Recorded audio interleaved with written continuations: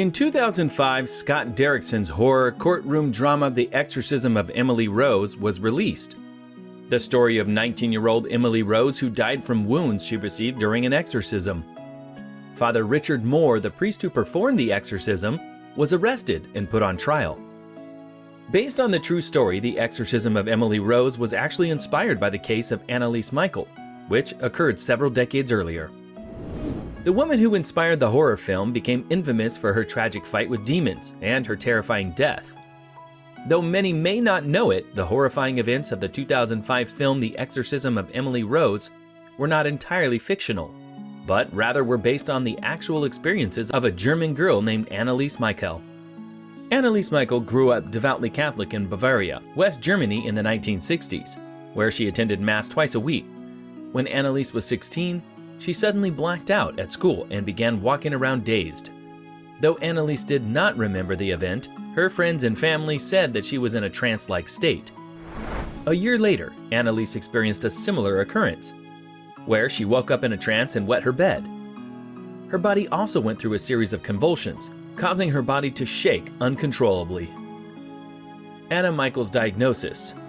After the second time, Anneliese visited a neurologist who diagnosed her with temporal lobe epilepsy, a disorder that causes seizures, loss of memory, and experiencing visual and auditory hallucinations. Temporal lobe epilepsy can also cause Gretchen syndrome, a disorder marked by hyperreligiosity. After her diagnosis, Anneliese began taking medication for her epilepsy and enrolled in the University of Würzburg in 1973. However, the drugs she was given failed to help her, and as the year progressed, her condition began to deteriorate. Though she was still taking her medication, Anneliese began to believe that she was possessed by a demon and that she needed to find a solution outside of medicine. She began to see the face of the devil wherever she went, and said she heard demons whispering in her ears. When she heard demons telling her she was damned and would rot in hell while she was praying, she concluded that the devil must be possessing her. Possessed by a demon. Anneliese sought out priests to help her with her demonic possession, but all the clergy she approached rejected her requests, saying that she should seek medical help and that they needed the permission of a bishop anyway. At this point, Anneliese's delusions had become extreme. Believing she was possessed, she ripped the clothes off her body, compulsively performed up to 400 squats a day, crawled under a table, and barked like a dog for 2 days. She also ate spiders and coal, bit the head off a dead bird, and licked her own urine from the floor. Finally, she and her mother found a priest, Ernest Alt, who believed in her possession. He stated that she didn't look like an epileptic in later court documents. Anneliese wrote to Alt, "I am nothing. Everything about me is vanity. What should I do? I have to improve. You pray for me." And also once told him, "I want to suffer for other people, but this is so cruel." Alt petitioned the local bishop, Bishop Joseph Strangel, who eventually approved the request and granted a local priest, Arnold Rentz, permission to perform an exorcism, but ordered that it be carried out in total secret. But why an exorcism? Exorcisms have existed in various cultures and religions for millennia, but the practice became popular in the Catholic Church in the 1500s, with priests who would use the Latin phrase "Vade retro Satana," go back Satan, to expel demons from their mortal hosts. The practice of Catholic exorcism was codified in the Ritual Romanium, a book of Christian practices assembled in the 16th century. By the 1960s, exorcisms were very rare among Catholics, but a rise in movies and books like The Exorcist in the early 1970s caused a renewed interest in the practice. Over the next 10 months, following the bishop's approval of Anneliese's exorcism, Alt and Rentz conducted 67 exorcisms, lasting up to 4 hours, on the young woman. Through these sessions, Anneliese revealed that she believed she was possessed by 6 demons: Lucifer, Cain, Judas Iscariot, Adolf Hitler, Nero, and Fleischmann, a disgraced priest. All these spirits would jostle for the power of Anneliese's body and would communicate from her mouth with a low growl. How did Anneliese Michel die? The demons argued with each other, with Hitler saying people are stupid as pigs. They think it's all over after death, it goes on, and Judas saying Hitler was nothing but a big mouth who had no real say in hell. Throughout these sessions, Anneliese would frequently talk about dying to atone for the wayward youth of the day and the apostle priests of the modern church. She broke the bones and ripped the tendons in her knees from continually kneeling in prayer. Over these 10 months, Anneliese was frequently restrained so the priest could conduct exorcism rites. She slowly stopped eating, and she eventually died of malnutrition and dehydration on July 1st, 1976. She was just 23 years old. After her death, Anneliese's story became a national sensation in Germany after her parents and the 2 priests who conducted the exorcism were charged with negligent homicide. They came before the court and even used a recording of the exorcism to try to justify their actions. The 2 priests were found guilty of manslaughter resulting from negligence and were sentenced to 6 months in jail, which was later suspended, and 3 years of probation. The parents were exempted from any punishment as they had suffered enough criteria from sentencing in German law. Decades after the trial, the famous horror movie The Exorcism of Emily Rose was released in 2005.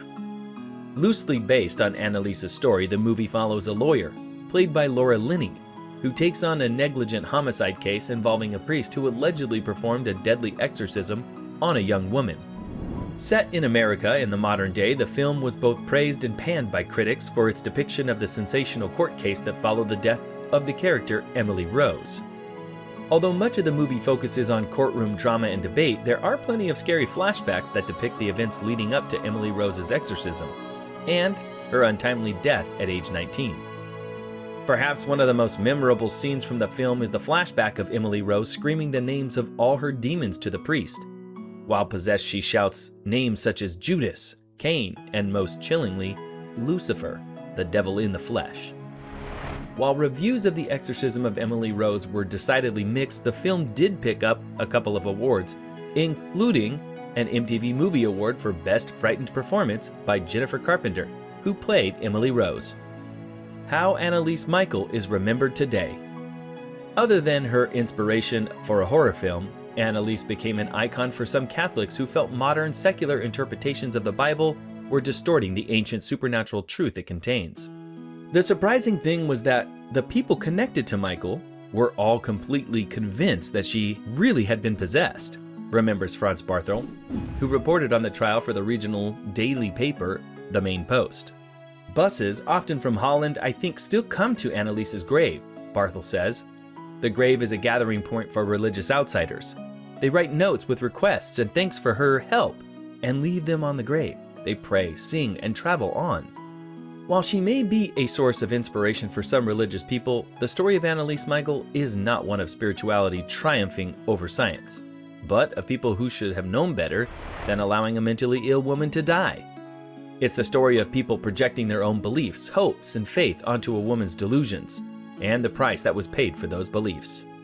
Since the trial, the number of exorcisms performed in Germany decreased dramatically.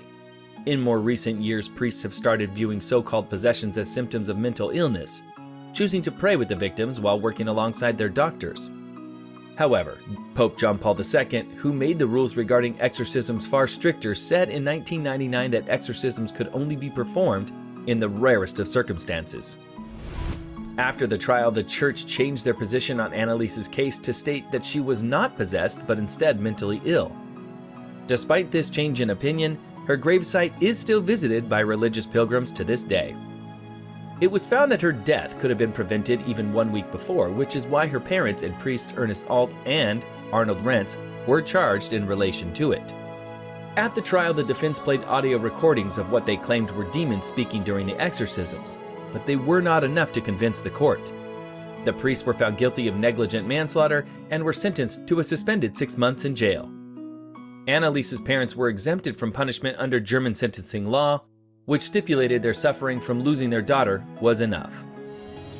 It is the legal aspect of Anneliese's story which The Exorcism of Emily Rose focuses on, asking the viewer to make up their own mind using flashbacks about whether the adults involved acting from love or ignorance. It is clear, however, what the German public thought. They were so deeply disturbed by Anneliese's case that to this day, her gravesite remains a place of pilgrimage. In a 2005 interview with The Guardian, Anneliese's mother said she did not regret her daughter's death.